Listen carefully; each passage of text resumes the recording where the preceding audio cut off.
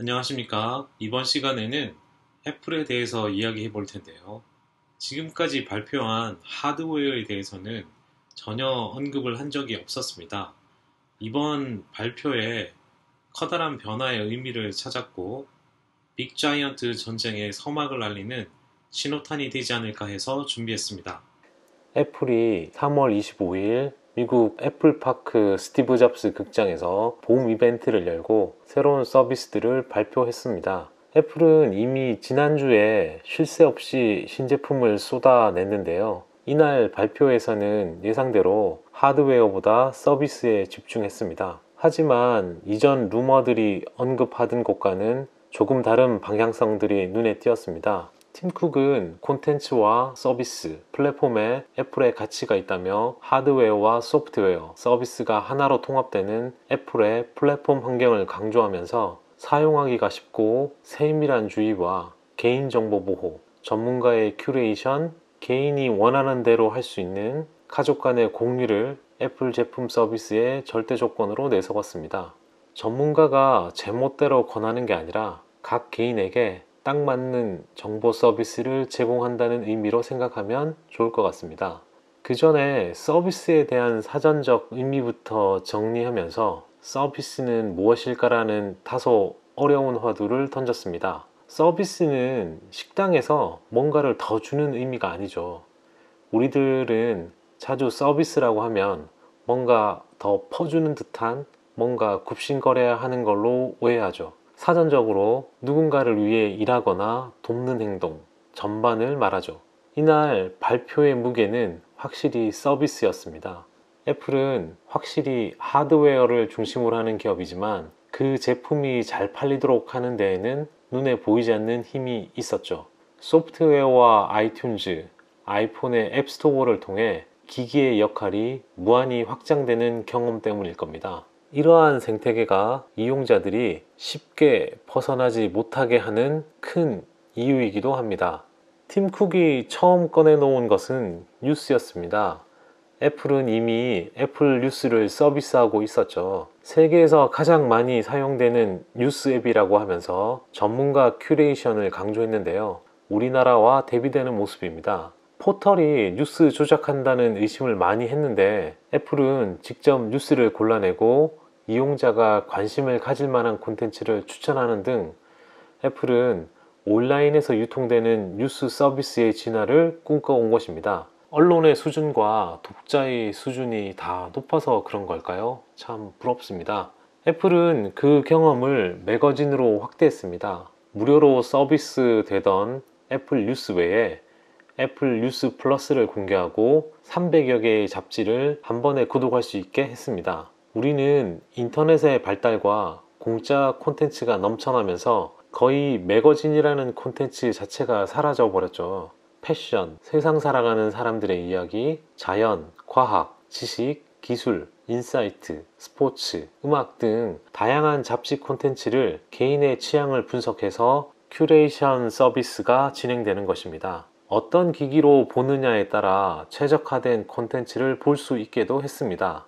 이 전체를 다 사서 보려면 연간 8,000달러가 들지만 뉴스 플러스를 이용하면 한 달에 9.99달러를 내면 모두 이용 가능하다고 합니다. 애플은 애플 뉴스 앱 안에 애플 뉴스 플러스를 넣으면서 디지털 전용 매거진 유통 플랫폼을 꾸린 셈이 된 것입니다. 두 번째 발표는 애플페이입니다. 애플페이는 2019년 사용 금액이 100억 달러, 미국 내 소매상의 70%가 적용하고 있고 해외는 더 높게 나오네요. 호주는 99%입니다. 대단합니다. 계속해서 서비스 국가를 늘려 올해 말이면 40여 국가에서 쓸 수 있게 된다는데 아직 우리나라는 언급되지 않고 있습니다. 너무 안타깝습니다. 가지고 싶은데. 드디어 애플이 직접 관여하는 신용카드인 애플 카드가 올여름 출시됩니다. 이 서비스는 말 그대로 새로운 형태의 신용카드입니다. 애플과 골드만삭스 그리고 마스터카드가 함께 운영한다고 합니다. 골드만삭스는 사실 신용카드 사업을 해보지 않은 금융사죠.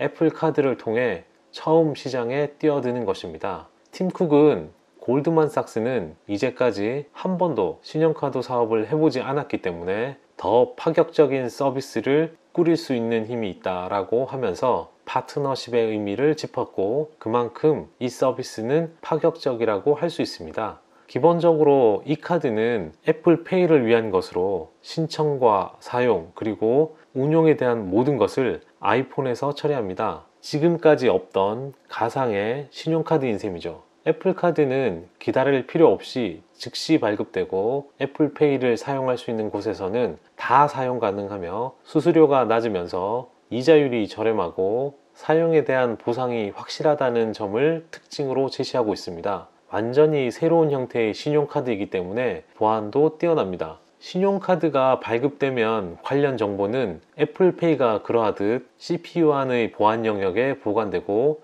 결제될 때마다 일회성 카드를 생성해서 인증하게 되고, 카드 번호가 유출되더라도 해당 결제 이후에는 세상에 없는 신용카드가 되기 때문입니다. 그리고 머신러닝을 통해 용도에 따라 신용카드를 어디서 어떻게 썼는지 구분해서 상호명을 보여주고 얼마나 많은 돈을 어떻게 쓰는지 한눈에 알 수 있게 합니다. 애플은 돈을 더 많이 쓰도록 유도하는 것이 아니라 어떻게 하면 건전하게 돈을 쓸 수 있는지에 대해 지속적으로 모니터링 할 수 있도록 돕겠다고 밝혔습니다. 또한 수수료도 파격적이어서 연회비나 해외 이용 수수료도 받지 않는다고 합니다. 무엇보다 상황에 따라 연체되거나 결제일을 늦춰도 이에 대한 연체 수수료 등을 받지 않는다고 밝혔습니다. 스스로 조절해서 갚을 수 있도록 했고, 대금을 언제 얼마나 갚느냐에 따라 달라지는 이자에 대해서도 한눈에 파악할 수 있게 해줍니다. 이 모든 과정은 아이폰에서 일어나지만 애플은 이용자가 카드를 어떻게 쓰는지 들여다보지 않고 수집도 하지 않는다고 합니다. 모든 것은 개개인의 아이폰 내에서 분석 처리될 뿐입니다. 가장 독창적인 특징으로 개인정보와 보안에 대한 데이터 프라이버시 보호 정책 이야기는 이날 발표의 가장 중요한 부분 중 하나였습니다. 신용카드를 운용하는 골드만삭스도 신용카드 사용 정보를 마케팅에 활용하거나 광고를 위해 제3자에게 제공하지 않습니다. 또한 애플페이를 쓰지 못하는 가맹점에서 쓸 수 있는 실물 카드도 함께 발급받을 수 있습니다. 티타늄으로 만드는 이 신용카드는 애플페이처럼 일회용 코드로 결제 의사를 전달하게 되고, 카드 자체에는 신용카드 번호나 CVV 코드, 유효기간, 심지어 소명도 하지 않습니다. 기존의 신용카드와 완전히 다른 지점에서 출발하는 서비스인데 현대카드를 벤치마킹한 게 아닌가 싶은 그런 생각이 드네요. 카드의 혁신은 역시 현대카드입니다. 가장 파격적인 것은 이렇게 수수료와 부가적인 비용은 줄였지만 사용 보상책을 현금으로 되돌려 준다는 점입니다. 일반적으로 아이폰을 이용해 애플카드로 결제하면 사용 금액의 2%를 되돌려주고 애플 스토어 및 애플의 플랫폼에서 결제한 비용에 대해서는 3%를 캐시백 해줍니다. 대신 물리적인 애플카드로 결제하면 캐시백은 1%로 줄어듭니다. 애플 카드 앱은 핀테크 산업에서 표준으로 사용되는 것과 대동소이합니다. 애플은 실시간으로 잔여 사용 한도와 이자 비용을 제공해 소비자들이 신용카드를 더 효율적으로 사용할 수 있도록 도울 예정이라고 하는데, 일부 연구에 따르면 이런 앱을 사용하는 사람들이 실제로 지출이 더 해픈 경향이 있다고는 하지만, 최소한 실시간으로 지출 자료를 제공하게 되면 빚으로 어려움을 겪고 있는 사람들에게 긍정적인 영향을 줄 것으로 보입니다. 애플이 신용카드와 애플페이를 직접 연동시킨 이유는 기대보다 저조한 모바일 지갑 사용을 늘리기 위한 목적으로 보이는데요. 실제 데이터에 따르면 미국에서 애플페이 사용률이 늘고 있지 않지만 다른 국가들에서는 상승세를 보이고 있는 것으로 나타나고 있습니다. 다음으로는 새로운 게임 플랫폼 애플 아케이드를 선보였습니다. 한마디로 말하면 구독형 게임 서비스입니다. 현재 게임 서비스는 돈을 내고 앱을 사거나 무료로 내려받은 뒤 앱 내에서 콘텐츠나 아이템을 구매하는 형태가 대부분이죠. 사실상 유료 게임이 내용은 충실하지만 가격에 장벽이 있기 때문에 광고나 앱 내 결제가 뒤따르는 무료 게임들이 시장을 지배하고 있는 상황입니다. 하지만 이런 프리미엄 형태의 게임들은 지속적인 결제를 요구하기 때문에 사행성이나 초기 콘텐츠 부실, 미성년자들의 부적절한 아이템 구매 등 사회적 문제를 낳고 있는데요. 애플은 아예 구독 형태로 돈을 지불하고 그 안에서 여러가지 게임을 추가 구매 없이 이용할 수 있는 플랫폼 애플 아케이드를 발표했던 것입니다. 종합 오락실인 셈이죠. 100여 개 이상의 게임이 준비되어 있고 아이폰으로부터 아이패드, 맥, 애플 TV 등 애플의 모든 플랫폼에서 게임을 즐길 수 있으며 게임 관련된 것은 아이클라우드로 공유되기 때문에 아이폰에서 하던 게임을 곧바로 맥에서 이어서 할 수 있습니다. 결론적으로 구독 서비스 게임이 부분 결제 형태의 게임과 경쟁할 수 있도록 그 질을 높이는 데 목적을 두는 서비스입니다. 이용자로서도 양질의 콘텐츠를 추가 비용 없이 이용할 수 있는 셈이죠.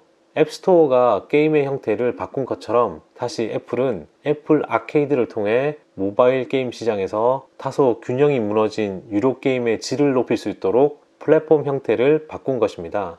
이 서비스는 게임의 모든 것을 추가 요금 없이 즐길 수 있기 때문에 요즘 인앱 구매에 지친 이용자들을 끌어안을 수도 있고 광고나 추가 콘텐츠 구매도 없습니다. 아케이드는 150여 개 국가에서 서비스되고 우리나라도 애플 코리아 홈페이지에서 정보가 공개되면서 서비스 시작을 예고하고 있습니다. 구글과 애플이 게임 서비스에 뛰어들면서 게임도 대형 플랫폼 전쟁 시대가 되었습니다.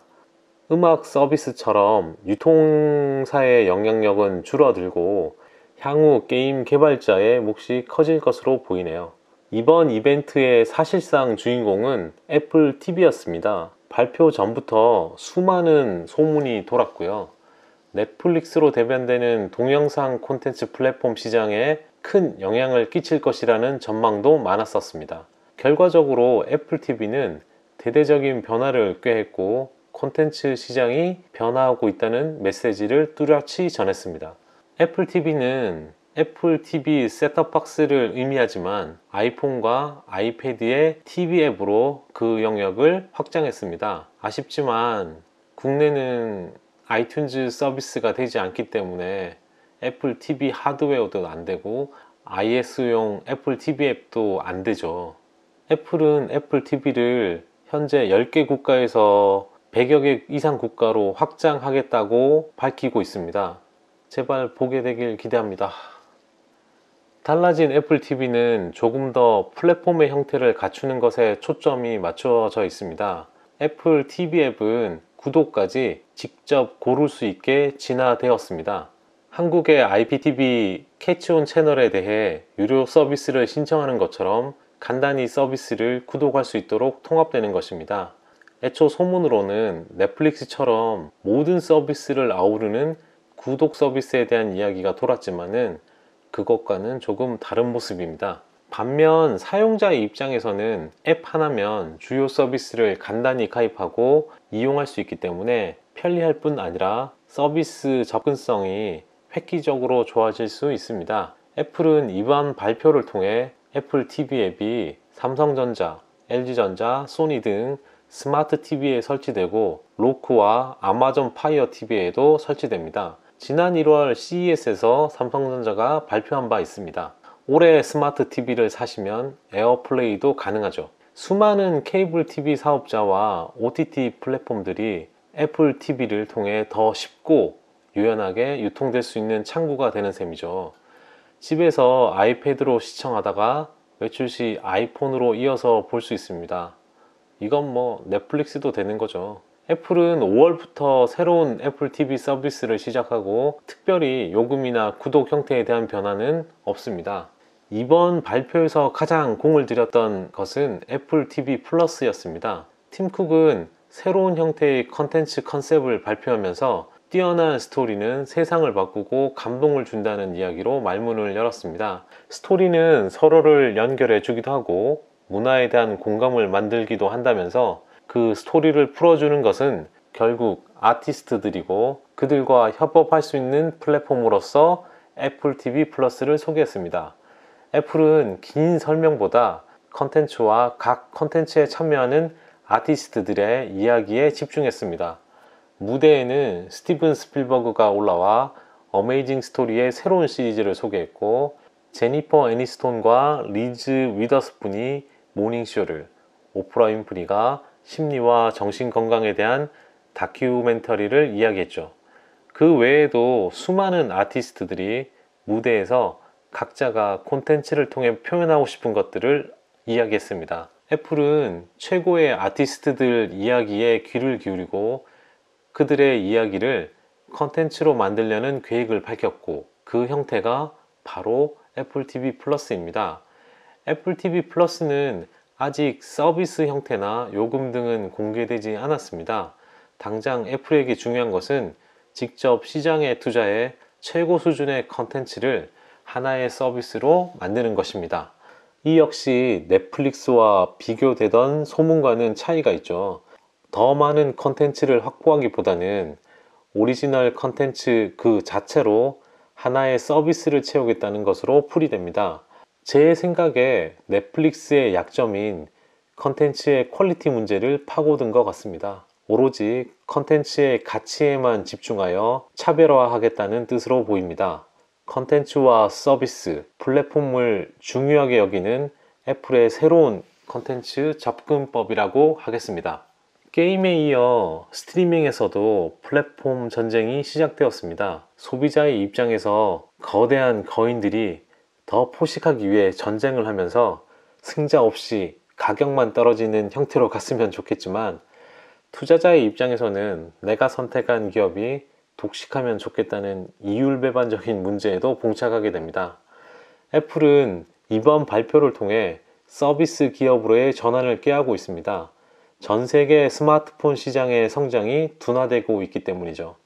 뉴욕타임즈는 애플의 구독 서비스 발표에 대해 10억 개 이상의 아이폰 및 아이패드에서 사용할 수 있는 서비스를 구축하기 위한 방대한 전략이라고 말을 했고, 블룸버그는 애플이 서비스 부분에 무게를 두는 것을 두고 이는 애플의 중추적인 변화이자 2007년에 아이폰이 공개된 이래 가장 큰 전략적 움직임이라고 평가했습니다.